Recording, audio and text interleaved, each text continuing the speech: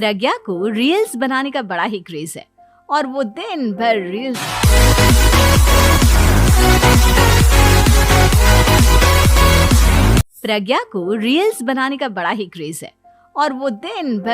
बनाती रहे, खाते पीते घूमते फिरते घर में कॉलेज में। रील्स बनाने के कारण प्रज्ञा पूरे कॉलेज में हाईलाइटेड है। जहां उसकी रील्स सभी को पसंद आते हैं, वहीं मनीषा चिंता में डूबी रहती है। एक रोज जब खाते हुए प्रज्ञा रील्स बना रही होती है, तब मनीषा कहती है, 1 मिनट भी चैन नहीं है इस लड़की को। ये नहीं कि खाना तो आराम से खा ले, लेकिन नहीं, अरे थोड़ी देर रील्स नहीं बनाओगी तो आसमान नहीं टूट पड़ेगा। अरे मम्मी, इसी को तो कहते हैं डिटर्मिनेशन। तुम नहीं समझोगी ये सब। भगवान, इस लड़की को सद्बुद्धि दे। टेढ़ा बाका मुंह बनाती रहती है। मनीषा की बात का प्रज्ञा पर जरा भी असर नहीं होता और वो खाते खाते रील्स बनाती रहती है। दिन बीतने लगते हैं और देखते देखते प्रज्ञा का कॉलेज भी खत्म हो जाता है। आए दिन कोई ना कोई मनीषा को प्रज्ञा की शादी करवाने का सुझाव दे जाता है।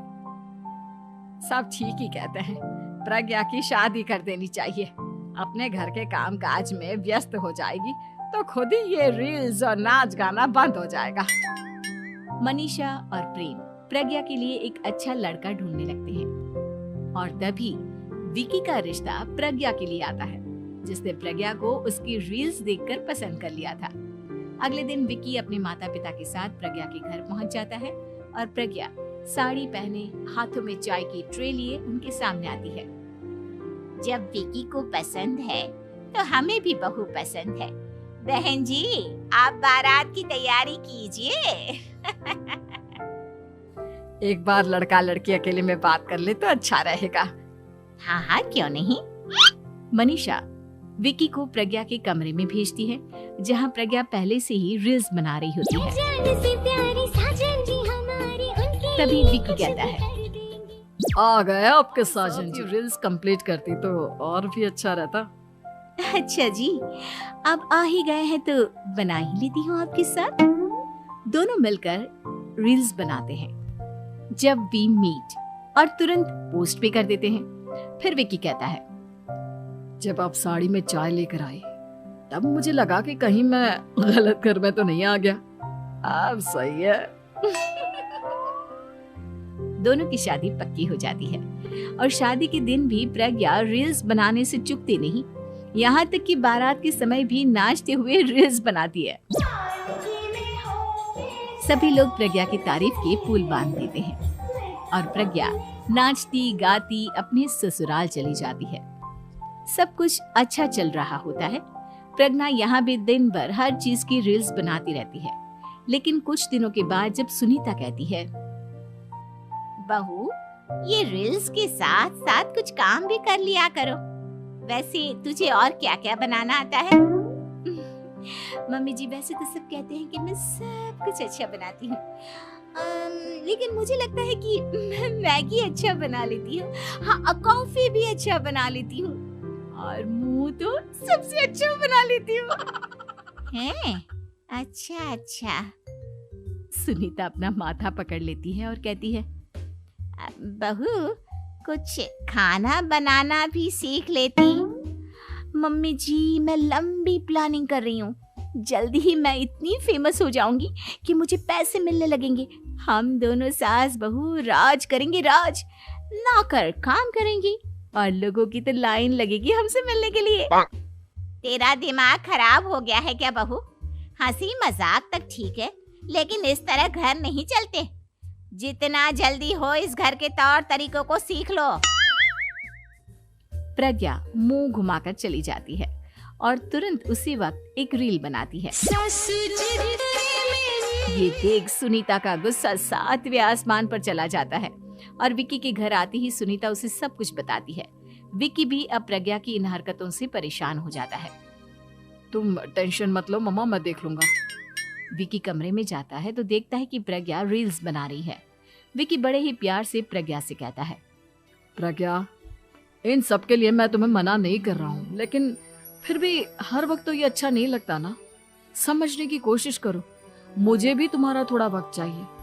मैं जब ऑफिस से आता हूँ तो मुझे समय देने की जगह इसी में लगी रहती है। तुम ज्यादा ही सोच रहे हो। तुम भी मेरे साथ रील्स बनाओ ना, तुम्हें भी बहुत अच्छा लगेगा। तुम्हें इज्जत से कोई बात समझ में नहीं आती क्या? दिमाग खराब हो गया है तुम्हारा इस चकाचौंध से। अगर तुमने अपना रवैया नहीं बदला तो मैं तुमसे दूर चला जाऊंगा। तुम ही रिश्ता लेकर आए थे, मुझे लड़कों की कमी नहीं थी और ना आज है। विकी दरवाजा धीरे धीरे विकी प्रज्ञा से दूर होता जाता है। एक रोज मनीषा प्रज्ञा के ससुराल उससे मिलने जाती है। तब सुनीता उससे कहती है, बहन जी अब आई हैं तो कुछ दिन यहाँ रहकर जाइएगा, आप ही का घर है। हाँ मम्मी, बहुत दिन हो गए तुम्हारे साथ एक भी रील नहीं बनाई मैंने। प्रज्ञा तुरंत अपने फोन में रील्स ऑन कर लेती है। ये सब मुझसे नहीं होता। तेरा ये भूत अभी तक नहीं उतरा क्या? बहन जी आप कुछ कहती नहीं क्या इसे? जब आप ही कुछ नहीं कर पाई तो मैं कर ही क्या सकती हूँ। सास तो वैसी ही बदनाम है। शाम को घर की लाइट चली जाती है और मनीषा प्रज्ञा से कहती है, मेरे घुटनों में बहुत दर्द हो रहा है, तू लाइट का कुछ इंतजाम करना बेटा। अच्छा कैंडल जला देती हूँ मम्मा। प्रज्ञा गाते हुए कैंडल जलाती है और खिड़की के पर्दे के पास रख देती है। मनीषा जिसे बहुत दर्द हो रहा है वो सो जाती है और प्रज्ञा हमेशा की तरह अपने रील्स में लग जाती है। उधर कैंडल की वजह से पर्दा आग पकड़ लेता है और मनीषा के कमरे में आग लग जाती है। बचाओ, कोई है बचाओ। सभी भागते हैं और विकी कमरे की आग बुझाने में लग जाता है, लेकिन तब तक मनीषा आधी जल चुकी थी। मनीषा की हालत देख प्रज्ञा रोने लगती है। विकी मनीषा को तुरंत हॉस्पिटल ले जाता है और उसे एडमिट कराता है। विकी प्रज्ञा से कहता है, देख लिया ना, तुम्हारे इस नाच गाने की वजह से आज तुम्हारी माँ की जान जाते जाते रह गई। अब पता नहीं तुम और क्या चाहती हो। उधर डॉक्टर कहते हैं, इनकी हालत बहुत नाजुक है, आधे से ज्यादा जल चुकी है। प्रज्ञा रोती हुई मंदिर में जाती है और भगवान के आगे जाकर कहती है, भगवान मेरी माँ को ठीक कर दो, मैं कसम खाती हूँ हाथ से ये बस मुझे मेरी माँ वापस मिल जाए। 2 दिन बीत जाते हैं और मनीषा खतरे से बाहर आ जाती है। पेशेंट अब ठीक है, आप लोग उनसे मिल सकते हो।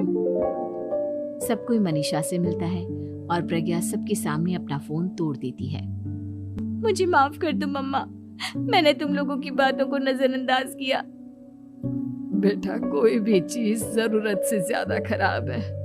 मैंने तुम्हें रील्स बनाने से कभी मना नहीं किया, लेकिन हर वक्त एक ही चीज तो सही नहीं है। मैं समझ गई हूँ मम्मा, आई एम सॉरी। प्रज्ञा उस दिन से रील्स बनाना छोड़ देती है और पूरी तरह से अपने घर में लग जाती है।